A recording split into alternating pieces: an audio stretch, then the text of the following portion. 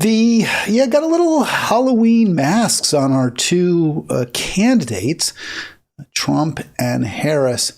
And what kind of triggered this program, I was watching the Katie Halper podcast. Was it this morning? I think it was. And she was talking about with Sam Husseini, who I guess I've heard of Sam Husseini. I'm not really familiar with him. I've heard of him. He was talking about Votepact. And I first heard of Votepact, was it Monday evening when I was at a progressive meeting in Howard County, Maryland. And we were talking about whether, you should vote for Jill Stein. If was there a problem voting for her in Maryland, where obviously she's not going to impact on the results because Trump has no shot in Maryland. So, what do you do? And what about in states like Michigan, where obviously your vote is going to matter, right? I mean, presumably it will matter some. So somebody mentioned Votepact, and I chimed in ignorantly, as is often, if not usually the case, by saying, well, the problem with that is you've got to, you're diluting your vote. I'm saying, you got to find someone in a different state and get them to vote for your candidate. And, there's a lot of issues there. And the response was, no, that's vote swap. Votepact is different. Votepact is where, and here we go. What is going on now? I can't even show my there's my subscribe now. I was having trouble with the counter. I thought the subscribe now wasn't working. I was really going to lose my mind. So vote swap is if you're in a purple state, okay, you're in Pennsylvania, and you want to vote for Jill Stein, but people keep saying to you, no, you'll be electing Trump if you vote for Stein. So you find somebody in a neighboring state where there's no chance that the winner is predetermined. So in New York State, okay, you live on the northern border of Pennsylvania, and you have a cousin who lives in the southern border of New York State, right across the line from you. So you say to them, hey, I really want to vote for Jill Stein, but I'm afraid if I do, I could be helping Trump. So do me a favor, vote for Stein in New York, and I'll vote for Harris in Pennsylvania. And that way we won't be helping Trump. So that's vote swap. You swap your vote with somebody who was going to vote for the lesser of evils. In this case, presumably that would be Harris. I'm not necessarily saying I agree that she's the lesser of evils, but for those of you, and I think the people who watch my podcast, my viewers in general, would either say she's the lesser of evils or she's not even evil at all. So if your view is, hey, I would want to vote for Stein, but I don't want to help Trump, so I'll find somebody in a state where either Harris or Trump is definitely going to win. There's no chance it could come down to my vote whatsoever. So I'll vote for Harris in my swing state, and I'll swap with somebody in a dead red or dark blue state. Somebody in Massachusetts will vote for Jill Stein for me, and I will vote for Kamala Harris. For them and for the nation, if that's your view, we have to stop Trump. So that's vote swap. Somebody brought up Votepact. What if you believe both are bad, one's worse, but you don't want to even give any votes to either one of the two bad candidates? You don't want to dilute your vote. You want to make a statement in your jurisdiction, in your state, that you support, whoever you do, you support Jill Stein. What do you do? So that's where Votepact comes in. And we're going to get into that, Votepact, in a little bit. I first learned about that, like I said, from this, I first heard about it Monday night in Howard County, and I confused myself. I confused the person I was speaking to.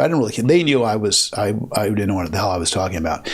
They were talking about Votepact, which is where you find a person who doesn't view, who dislikes both Unitary Party candidates just as much as you do, but perhaps they think Harris is the lesser of two evils, or is the greater of the evils, right? They think Harris is even worse, so they're going to vote for Trump because they can't stomach Harris. So you both agree, no, you won't vote for Trump. I won't vote for Harris. I'll vote for Stein, and you can vote for Gary Johnson or whoever the Libertarian candidate is. I don't think it is Gary Johnson in this cycle. Let me see if I can just turn on my light here. Excuse me for one sec.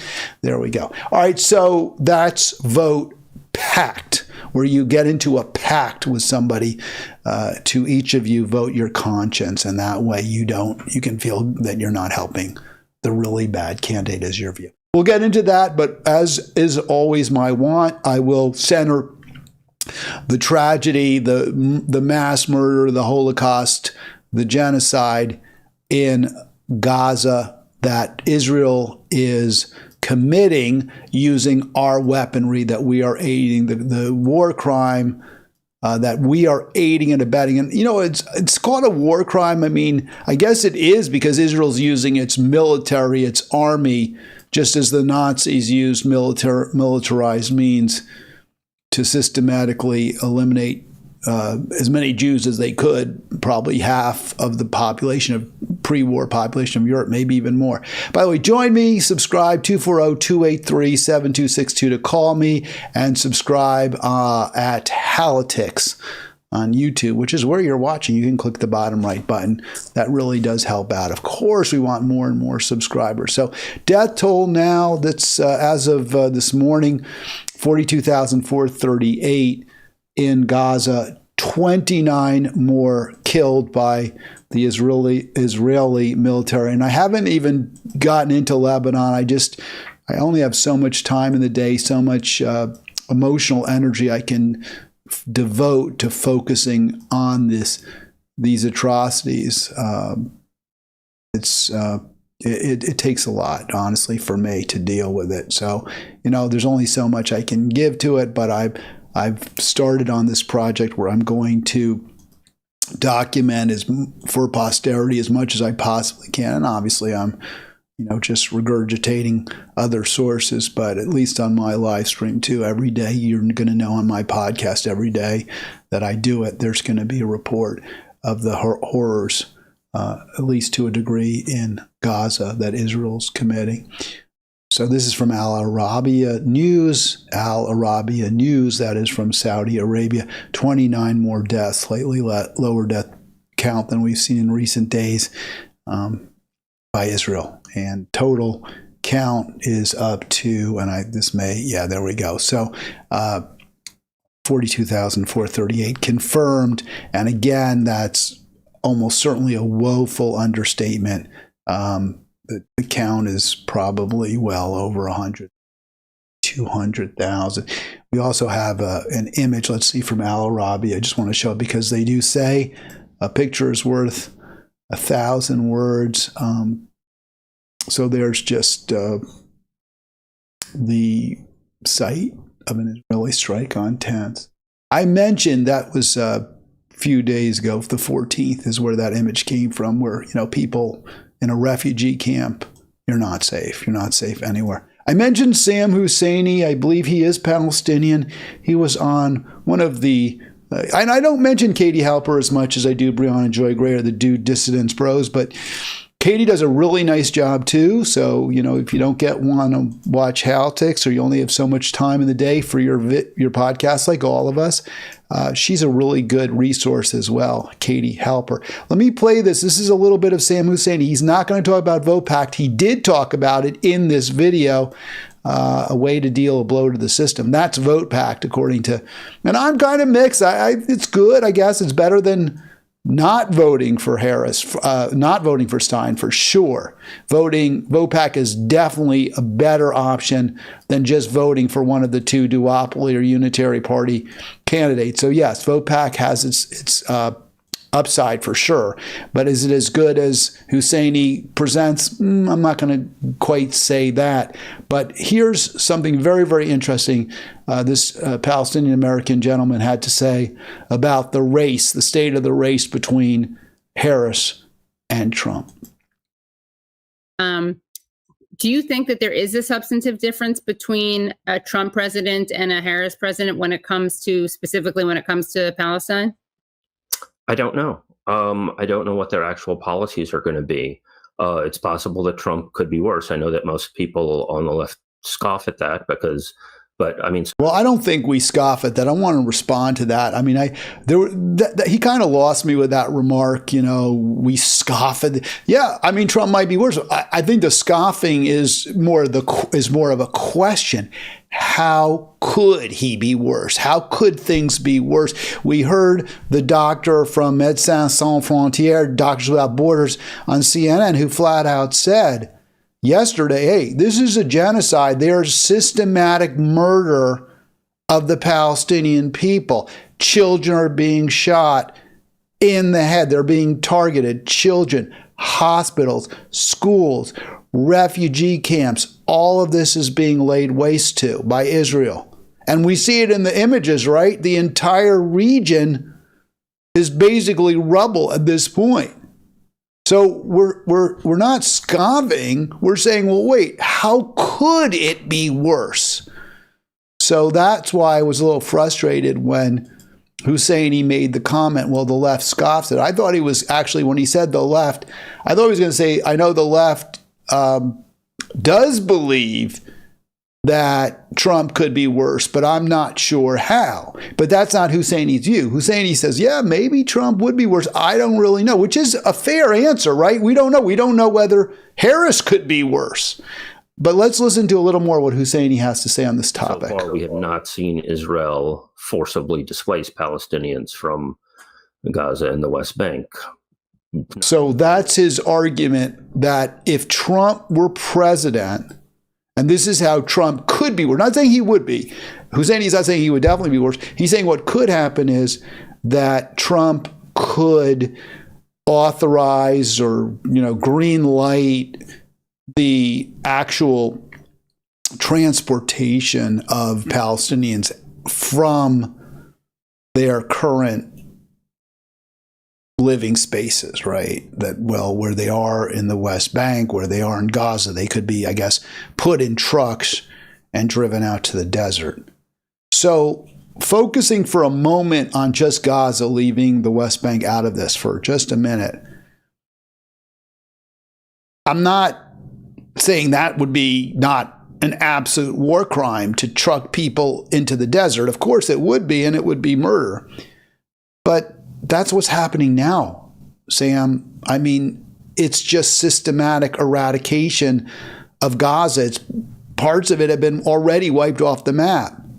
I mean, I guess what he's saying is they could be moved and then put in concentration camps. They're being killed. The Palestinian people are being targeted in Gaza and killed. So I'm not confident that what you're describing would be worse for them, would be an even greater horror.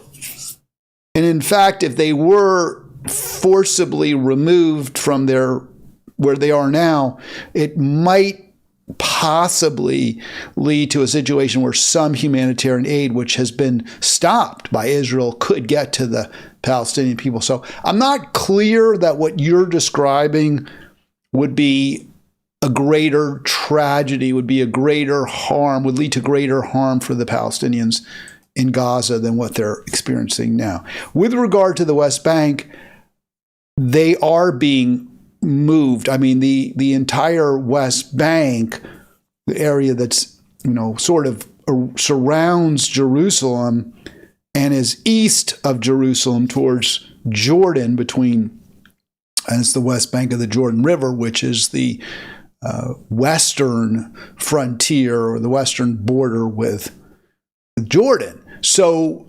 those people are being displaced, right? The settlements continue. The families of Jewish settlers continue to move into that region. The military continues to shoot Palestinians who live in the West Bank if they try to protect their homes, and even sometimes if they don't.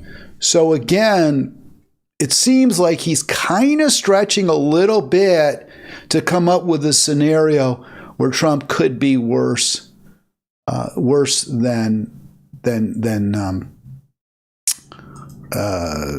Harris could be. But then let's hear a little bit more of what he has to say on this topic. To me, that Trump could greenlight that and could try to pay off Sisi in Egypt to do that.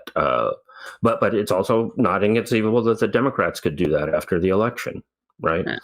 All right, so I'll stop. So he's saying, hey, even that worst case scenario isn't beyond the possibility of occurring under the Democrats. So he's not going to say Trump's worse. He doesn't know. And I think that's a fair answer. But I think he did what Husseini did not do there is answer the question how Trump could be worse. What Votepact does, let's get to Votepact, and I won't bore you with Husseini's explanation. I'll bore you with mine. But before we get there, I think what Husseini's talking about is how do we avoid a scenario like this one? This is from American Horror Story Election Night. And I thought this was very, very amusing. It kind of reminds me of just how so many lefties think. And because they're, it's very well written and very well acted, it really, I thought this was hilarious, to be perfectly honest. So just a small section. This is election night 2016 in Michigan. Oh my God, Ivy. Merrick Garland. What's gonna happen with Merrick Garland? You want to know who to get mad at for this? Our own state of Michigan. She's losing by 10,000 votes. That's the size of this town. And who's at 40,000 votes and counting? Jill Stein. Is that true? Path to victory that was unlike anything we've ever seen. It did not come without controversy. It did not come without splitting this country in some of the most divisive language. It does come now at a time where his supporters say this is the evidence. I hope every one of those voters who decided it was a good time to cast a protest vote is happy when that psycho gets us all killed. Honey, don't get so worked up. Shut up, Marilyn. I told you to go vote, but you didn't listen. Now look what happened. Look at our friends on the couch and tell them that they might not be able to maintain their rights as a married couple because you were too busy today on Etsy to go vote! All right, so, very exaggerated, over the top, but that's how people reacted when they heard Trump won. And is it totally unrealistic? No, Trump's a bad guy and scared. This was in 2016. He did some things that I think we don't like, obviously. And January 6th was a bad thing and clearly reflected a desire to subvert the will of the voters. So Trump's a bad guy, but why that kind of hyperbolic, emoting at the victory of Trump is so funny is because it's all in the service of somebody who was arguably just as bad, who had done really terrible things. They're so upset that Trump won without recognizing the person we backed was just as awful. So what Votepact is saying is, hey, we don't want to be blamed if Trump wins by having people say, oh, Jill Stein took the votes that Trump would have gotten, or that, took the votes that would have defeated Trump. And so we have to do something about that. So what Votepact says, to avoid that, the blame game, right? I think more than anything else. And also, to make people feel better, because a lot of you believe, I think from watching and I think from talking to you, I think you believe and that, even if I didn't think so from the beginning, your arguments, your evidence, and that of other people on the left has persuaded me that Harris isn't a great option. She isn't somebody who we necessarily want to have as president, but we have to vote for her because Trump is so much worse. And I don't agree with that view, but I understand it. I've heard it many, many times. I know that it's there. So what Votepact says to people who feel that way is, hey, rather than simply, if you live in, I'll pick another swing state, because we said Michigan, said Pennsylvania. Okay, and we showed the video there, the American Horror Story is set in Michigan. So let's go to Wisconsin. So rather than saying, oh no, oh my, oh woe is me, I don't like Harris's pro-genocide policies, but Trump would be worse, so I have to vote for Harris. Trump, we're a trans family, and Trump wants to Project 2025 says that my kids won't get any support and they'll be mocked at school or what have you, whatever realistic actually view you might have. But you're also going to say, but that said, I can't stand, Harris is bad too. So I have to vote for Trump for my family's sake. So if that's your view, what Votepact says is don't vote for Harris. If you really, if you like her, if you think she's good, I don't know how anyone could, but let's say you do believe it, fine, vote for her. But if you say, hey, no, I really greatly prefer Jill Stein, then what you can do is find a Trump voter who's dissatisfied with Trump, who doesn't like Trump, but thinks that he's better than Harris. And there probably are plenty like that. And then each of you agree to vote for the candidate that you both prefer. So, or that each of you prefer. So they'll vote for presumably the libertarian, right? And you'll vote for Stein. You'll vote for the Green. Maybe you find a Trump voter who says, I can't stand Trump, but Harris is even worse because I don't want war with Russia, and I'm afraid, legitimately so, that Harris will support war with Russia. Or I'm a factory worker and Trump's tariffs will protect my job, whereas Harris calls it a sales tax. So I can't vote for her, so I'll vote for her. So you find someone like that and you both agree to vote for the candidate you prefer. Maybe they prefer Jill Stein too. Maybe you have some Stein to Trump voters, or Stein leans Trump versus leaning Harris. So that makes sense when you think about it, because as long as the vote that you don't cast for Harris, or the vote you don't cast against Trump, is matched by a vote that somebody else doesn't cast against Harris, you're even. You're even, Steven. So that's the Votepact strategy. You and a friend canceling out each other's votes. In other words, you vote for Harris even though you don't feel her, and they vote for Trump even though they don't feel him. You don't cancel each other out. That way you vote for the candidate you really, really care about. And then there's, here's some, I highlighted what I thought was relevant. It doesn't change the balance between the establishment parties.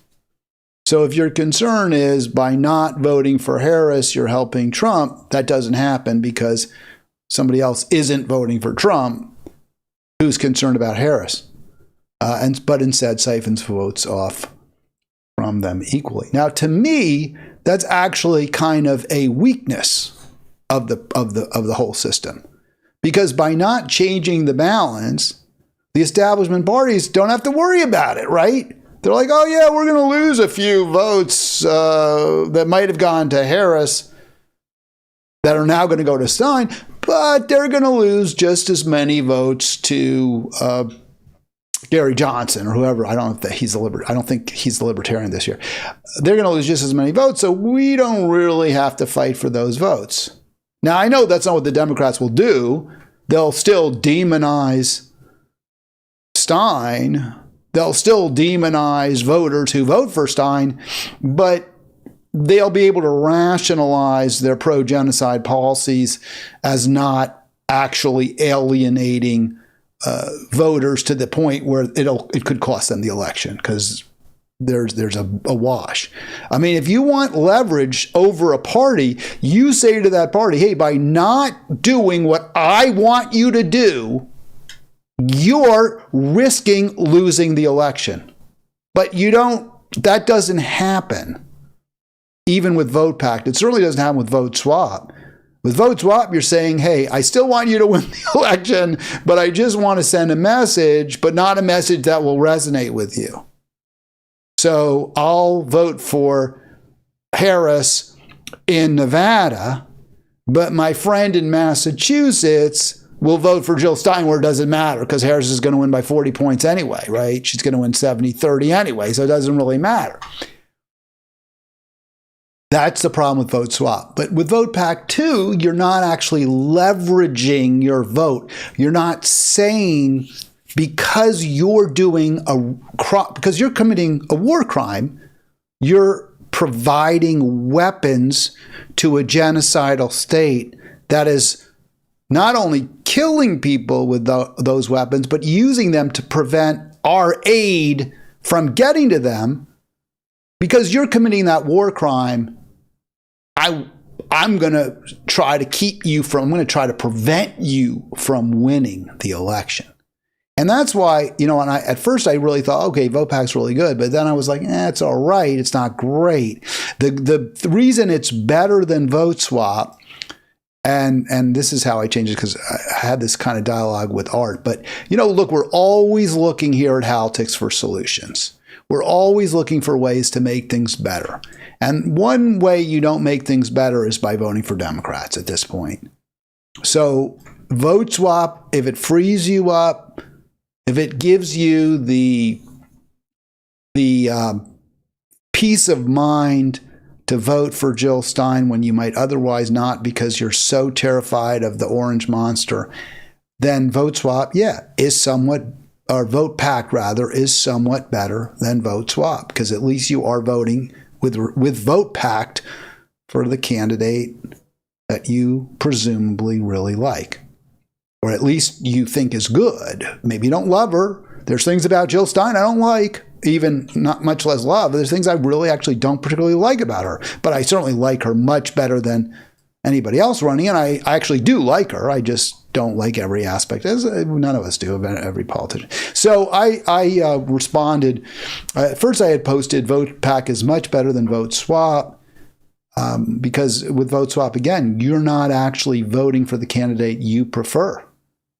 You're swapping that vote for a candidate that you view as the lesser evil. But Art responded to when I wrote Votepact is much better than vote swap. So I corrected to Votepact is somewhat better than vote swap. And let's read what Art had to say, because I think it's very worthwhile, and I think it's actually written in a way that's clearer. Isn't that hard, I'm sorry to say, than what I've been writing or been saying. So here's what he writes. Part of the problem is that when Dems and Republicans vote third party, they usually end up canceling each other out anyway. Republicans usually vote for Libertarians, and disgruntled Dems usually vote for the Greens. When I voted for Stein in 2016, it was because I could not vote for Hillary. Well, join that club, of course. Dems accused me of the Trump victory, but that's ridiculous because the Libertarian candidate received more votes than Jill Stein. So, of course, that's correct. And the other bogus nonsense, and he's saying, hey, Votepact actually is kind of the same thing. But Votepact is the same because, we'll just find more people. Maybe we'll get more people to vote for the emerging party candidates than they would otherwise do. I think the bigger argument, the bigger problem I have with the argument that even more so, and I think it's very valid to say, hey, Trump plus Johnson got more votes, and they did, nationwide, not just in Michigan, nationwide. Hillary did not get a majority of votes. Nationwide, even when you include California, where she won by 3 million votes, some huge amount. Nationwide, I cannot stress this enough, Hillary and Jill Stein combined got fewer votes than Trump and Gary Johnson Jr., whatever he goes by. So if you assume that most Libertarians would have voted for Trump, and if they couldn't vote for Johnson, and most Greens would have voted for Hillary if they couldn't vote for Stein, then presumably Trump would have still won. Now, that said, I don't presume that, because I wouldn't have voted for Hillary under any circumstances. And I have no idea whether Gary Johnson Jr. voters would have voted for Trump. They might not have. I don't know. I don't know. But in the end, the only way you have leverage is when your vote is desired because the party that thinks it might be able to get it is willing to even change its policies, change its rhetoric, change the way it governs in order to get that vote. And if they don't think your vote's going to matter because it's going to be washed out by a vote for another emerging party candidate, they're not going to care. Or because it's going to be washed out by another vote that would have gone to their opponent, their primary opponent, meaning Trump. But now that vote isn't going there, they're not going to care. And so I added, the problem with Votepact is it ultimately leads to one of the unitary party candidates winning unless you can get so many people signed up that an emerging party candidate, or I should say that emerging party, well, I tell you, that an emerging party candidate gets the most votes. But that seems almost impossibly unlikely, at least in this juncture. And Husseini at Votepact actually dopes out this exact scenario where in the end, Votepact does lead, right? That's the hope. And that's certainly what I think is a better system is ranked choice, because if, ranked choice could definitely lead to third-party candidates winning. It seems less likely with this Votepact, but the benefit of Votepact is you don't need a law. You just find somebody and you swap votes with them, or you agree, you have that pact where each of you will vote for the candidate you prefer. That doesn't require changing our voting system by legislative action the way that ranked choice voting would. And here's what Husseini says. So before Votepact, you have 10 Republicans, 10 Dems. Obviously, this is very round numbers. It's simplified. But close to 50% for, both Republican and Democrat, because each is voting lesser. Each party registrant is voting for the lesser evil. Even if they don't like a candidate, they like their party's candidate. They dislike their party's candidate less. So after one person or two voters, right, one from each side says, no, we're going to vote independent. And then it continues. And they're saying, hey, this could be a situation where you have a Trump voter and to analogize to today's election or this upcoming election, you could analogize this to a situation where you have some Trump voters who prefer actually Jill Stein to Harris, or even prefer Jill Stein to Trump, and some Harris voters who clearly prefer Stein. So they're thinking, hey, if you had enough Republicans who said, hey, we actually like Stein because she's for peace and we're for peace and she's for fair trade or better trade policies and we're for better trade policies and we're for clean water and we don't have clean water in Michigan.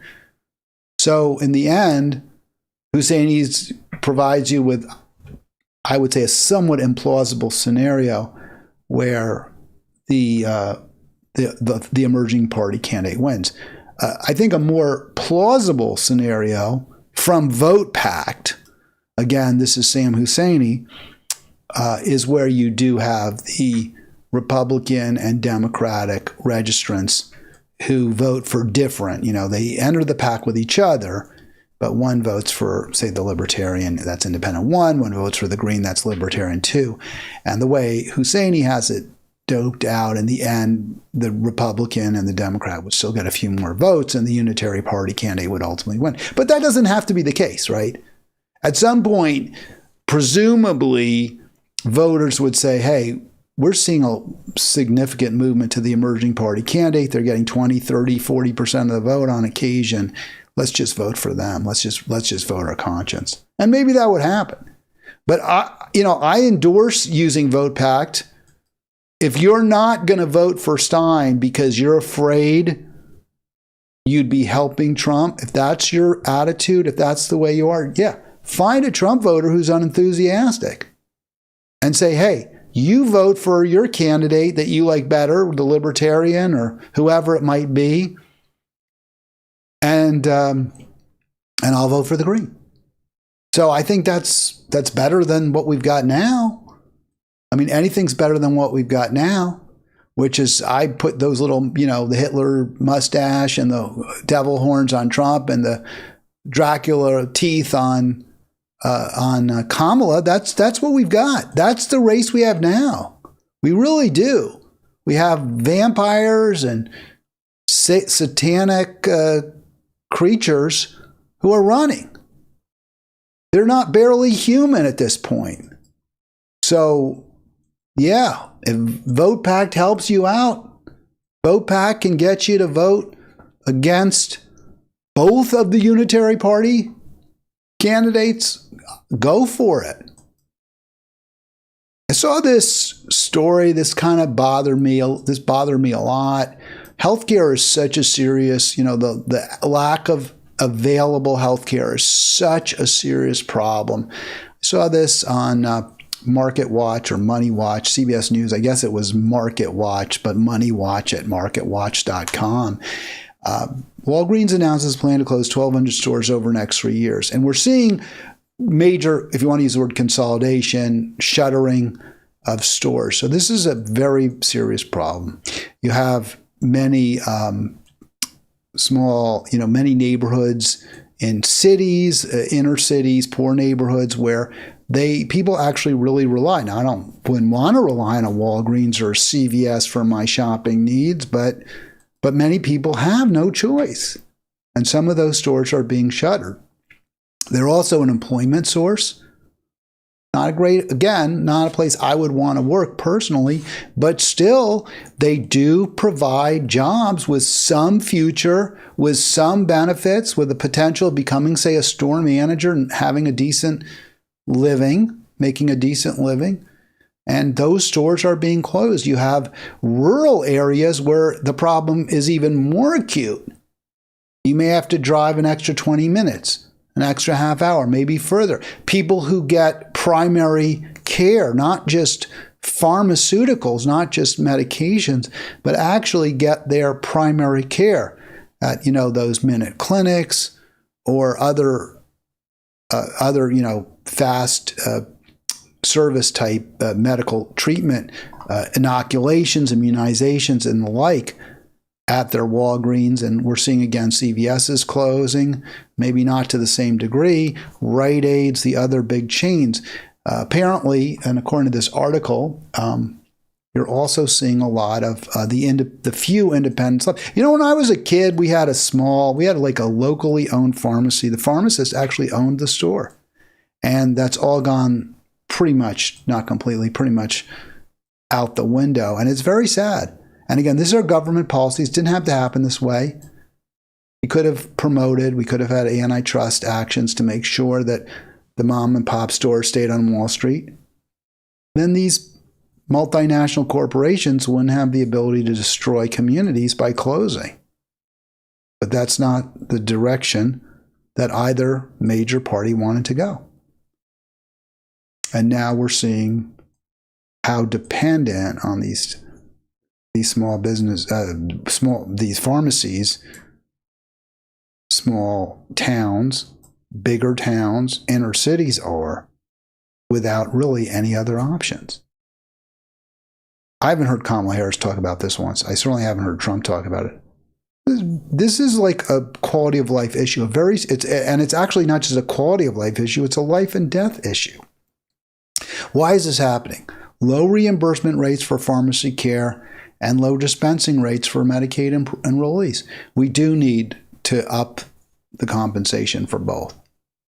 I would like to see, and I really think, I kind of embraced the Canadian model, which is you have single payer, but you have private providers, private care providers. So doctors don't work for the government. They, in Canada. In England, in Great Britain, they do. If you're a doctor, you get a salary from the government. They send you a check every week or every month or a couple times a month, I suppose. In Canada, it's a little different. Doctors, care providers, hospitals, they send bills to the government, to the Canadian government. Well, actually, to the provincial government. So if you're in Ontario, you send to the Ontario government. I like that as a matter of theory. I prefer that. I love lots of independent people who work for themselves. But I have to admit that the record seems to suggest that it's more expensive when that type of procedure is more expensive and maybe somewhat less efficient than the National Health Service model that the UK has embraced. But again, neither one is going to work if there's not enough funding.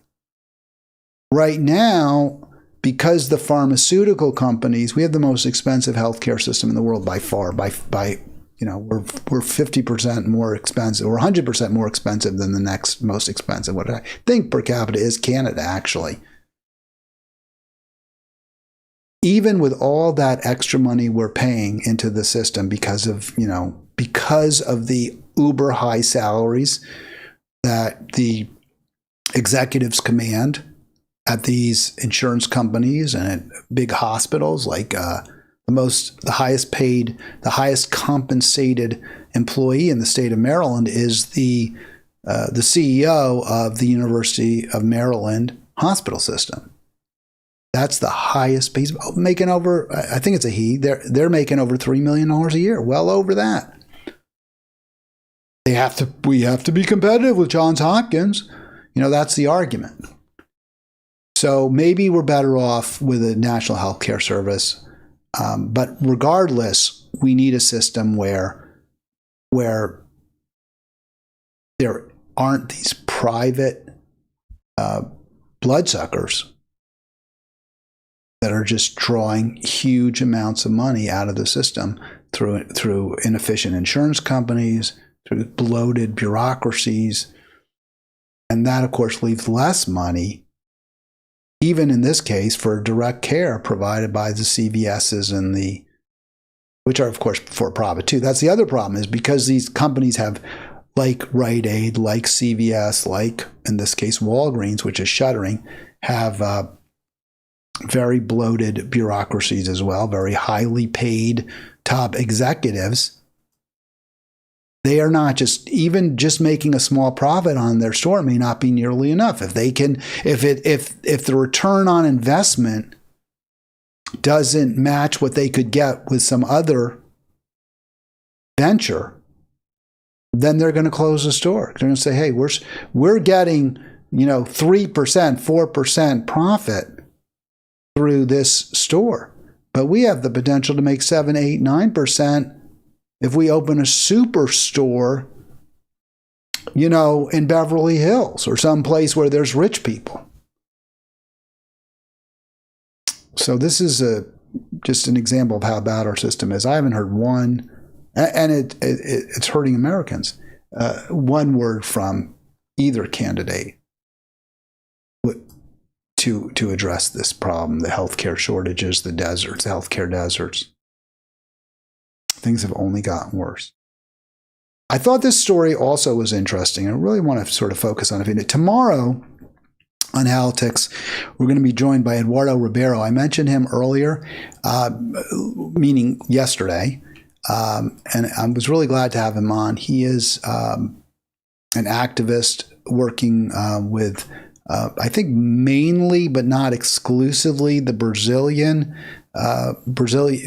Americans in Baltimore, but other Latino communities as well. And he shares my antipathy towards Kamala Harris, towards both duopoly candidates. So I'm excited to talk to him about what options we may have available to us. Maybe what he thinks about Votepact as well. Really, he's very fiery, kind of like I am, but maybe more so. So I'm really excited to talk to Eduardo Ribeiro tomorrow. Hope you'll join us. That's one of the reasons I'm kind of focusing a little bit on these various stories, because I won't be able to do that tomorrow on the Free-for-All. This is an interesting, and I mentioned Lena Khan. She is the FTC commissioner who has really fought, she's the chair, who has really fought for consumers. And big tech hates her.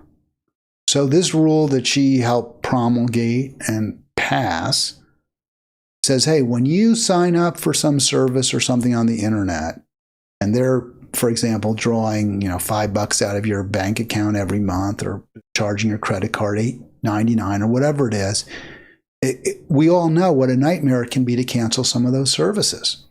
It's really tough.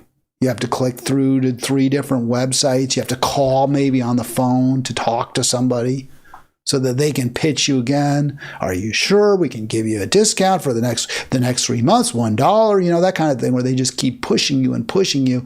And it's a lot of work and energy to get out of some of these online deals. So what Lina Khan said is, hey, if all you have to do to get the deal, the subscription or what have you, to People Magazine online, to people online, then it needs to be, the law is it has, the company that you signed up with has to make it just as easy to unsubscribe, to stop the service altogether. So 1 click to subscribe, 1 click to unsubscribe. Now, to be fair, it's almost never 1 click to subscribe because they got to get your credit card information. You have to fill that all in. But that becomes pretty easy too if it's already in your system and it's already it's remembered in your system. So she's saying, no, we're not going to make consumers jump through 3 different hoops and make a phone call and send a letter and fax something in. No, we're not going to have to do any of that.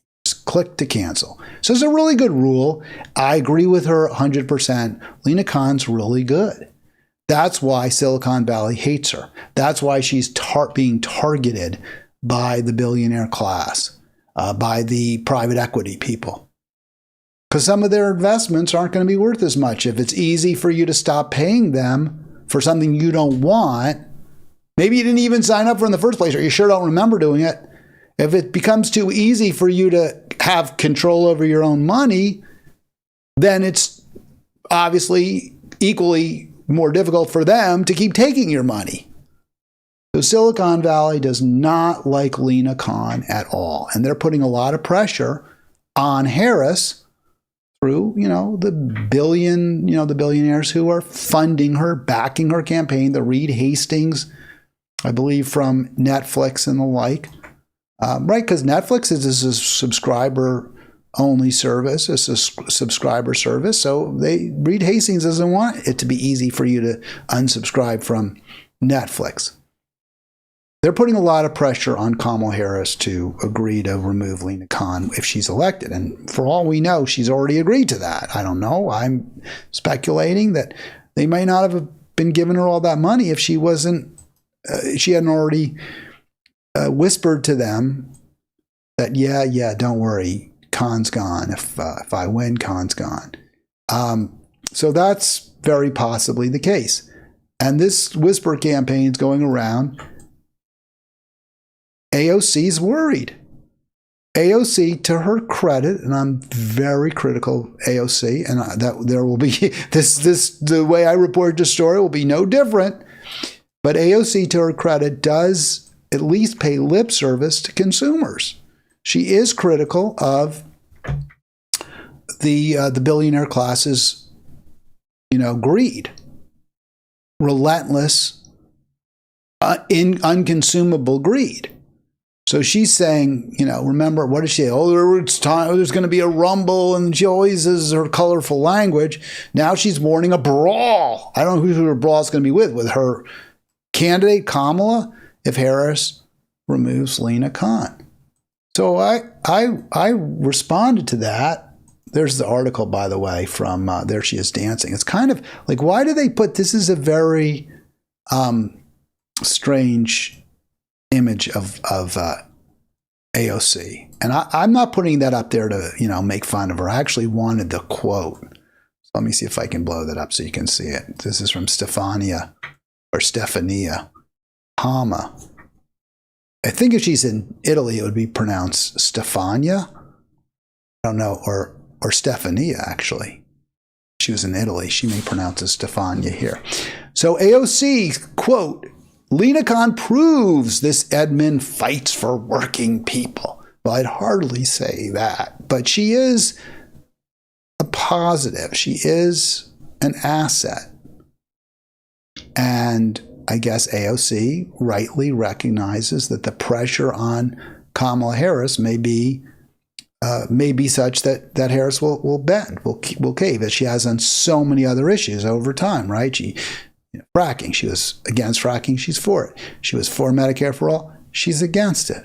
She consistently changed. She was very pro-immigrant when she first took office. She's getting a lot of heat for that. The bill that the Harris-Biden administration proposed was very, I wouldn't say it was overly pro-immigrant by any means. I support it. Perhaps it didn't even go far enough, but it did provide paths for citizenship. It was far less onerous, the burdens that were being put on immigrants. Now she's pulled back significantly from that. Now she supports a fence, a wall. So AOC, recognizing that her candidate has feet of clay, is now warning of a brawl, right? Okay, yeah, sure. I'm sure you'll brawl. I mean, it's a joke when she says stuff like that. Who can believe a word that AOC says? I mean, nobody should. But what this pointed out to me is something I've been saying over and over. When people say, "Oh, you need to endorse," you got to call on people to vote for Harris, right? She's so much better. Trump is so evil. Trump this, Trump that. And my response was, I'm not going to just give in. I won't support somebody whose policies are harmful or bad or making things worse. To earn my vote, Kamala has to agree to do things that I want her to do, that are good, that are positive, instead of all the bad things. Like, she has to agree to stop funding Israel. She has to actually stop funding Israel, not have her administration announce, well, after the election, we'll make a decision, which is what they said, right? In 30 days, maybe we'll stop funding the genocide. Of course, there'll be how many countless more dead, given the rates we're seeing. Well, over 1,000 more people will be killed in the next 30 days, just in Gaza alone. We might be in a war with Iran, and there's no guarantee once the election results are in that she'll do anything we want. So no, you don't get my vote. You shouldn't get the vote of progressives. You shouldn't get the backing of progressives, the support of progressives, until you make the kinds of concessions that are meaningful, that we demand. And that was my point to AOC online. I said, well, gee, AOC, maybe, just maybe, you want to demand concessions before you endorse, which is just the opposite of what she did. She endorsed Harris without getting anything. Just like she voted for, what's her name? Pelosi for Speaker of the House without getting anything. At least anything we really know about. I know there were some party committee chairships that were promised. She didn't get it. She ain't the chair of any committee. She doesn't have any meaningful influence. So the point is, you're only going to get from these people, from the people with power, something if you withhold your support for them, if you demand and you hold them. That's the only way to hold them accountable a little bit. This exact dynamic where you shouldn't give in, you shouldn't concede without getting concessions in return, valuable concessions, jumped out at me when I read, and I talked about this a little bit last month, that my alma mater, Wesleyan University, was not going to divest from the 10 worst companies that are identified as pro-Israeli military, pro-genocide supporters. By the way, I looked at that list. I got to look at it again. I don't believe I invest in any of those companies. not certain about that. I'm going to have to look one more time, but I was pretty clear when I looked through it. There was no companies that I invested in. So I was pleased about that because I do have a small portfolio. Wesleyan students who disbanded their encampment, the pro-Palestine students, did not get what they wanted. And the same goes for Brown University, which saw a very similar dynamic. Brown University's encampment, pro-Palestine encampment, was a source of tension on the school campus. There were some students, some Zionist students who didn't like it. It was more of an issue, I'm sure, for the alumni. Wealthy pro-Israel alumni especially didn't like it. Maybe some faculty and staff, I don't know. But there was an encampment, and it was disbanded last year. It was broken up voluntarily. And now we just learned, it's that date line is October 11, that Brown University will not divest from companies in Israel, that they voted, the board voted against divesting. And this, again, brought to mind, don't make concessions until you get concessions. Don't give something up unless you get something. Now, I don't want to criticize those student protesters. They're heroes in my book, without question. And they did get something. They got a vote. But the vote in the end, didn't go the way they wanted. Brown University has rejected student protesters' demands that it divest. The way you have leverage is you don't move. You say, we'll get off the land. We'll get off the campus. We'll stop. We'll pull down our tents when you start divesting. Now, I get why they didn't want to do that. I get why they didn't feel like they could do that. I totally understand. I'm not criticizing them. I'm making the point that when you concede before you win, you probably have lost. And what the Brown students agreed to and what the Wesleyan students agreed to was just simply not enough to bring about real change.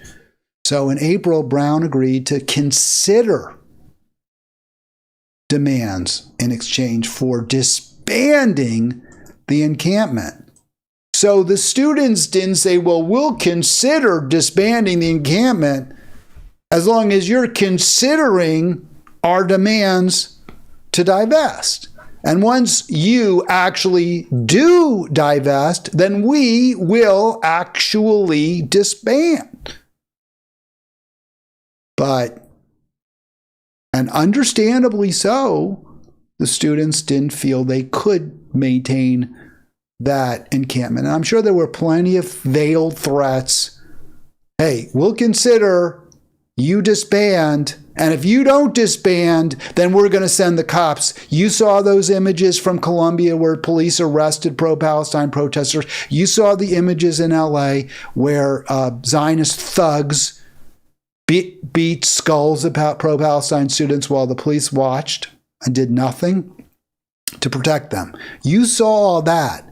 So take what we're offering, which is consideration of your demands. The problem is, now they have no leverage, nothing. And again, this is exactly what happened at my school too, and it was very, very heartbreaking for me that the trustees refused the demands. It was very, very, very sad. It was a very sad day for me. But if you don't use all your leverage until you actually get what you want, you aren't going to get it. Now, you might not get it anyway, right? There's the Brown University and Wesleyan almost certainly weren't going to divest, no matter what the students did. But when you give power, what it wants. When you remove the thorn from their side, then they could you're absolutely of zero moment to them. They don't care. So that's the way it goes.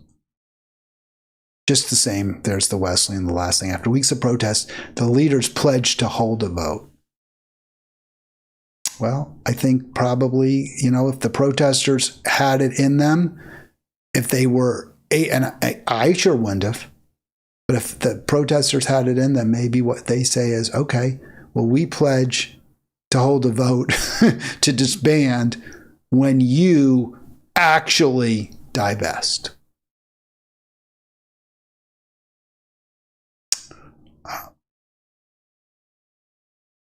That's where we are. That's where we are as a country. That's where we are as a world.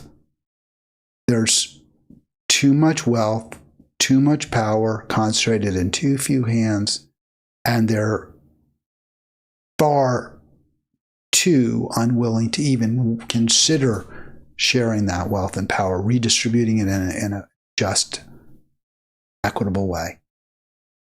Only constant pressure that does not make, does not negotiate without movement, does not make concessions without real meaningful movement can change this dynamic. All right, that's going to do it. I have some other stories I'll try to get. Well, I probably won't get them to tomorrow because we'll have Eduardo on. And then Monday's an Arlen Monday. Got a good story for Arlen. That's about why are people of color, specifically black men, this is in the New York Times, moving some of them, a decent percentage, to Trump. It's a very interesting story and surprisingly, I thought, balanced. There was another story that got a lot of criticism from Glenn Greenwald online saying that the Times was the article was racist, that it attributed negative qualities to black people who didn't recognize that their best interests lie with the Democratic Party. I don't think Cohn did that in this piece. I think he was, a square shooter. He said, hey, these are the reasons that a lot of people of color don't view the Democratic Party as their ally. Fair piece. I'll be back tomorrow.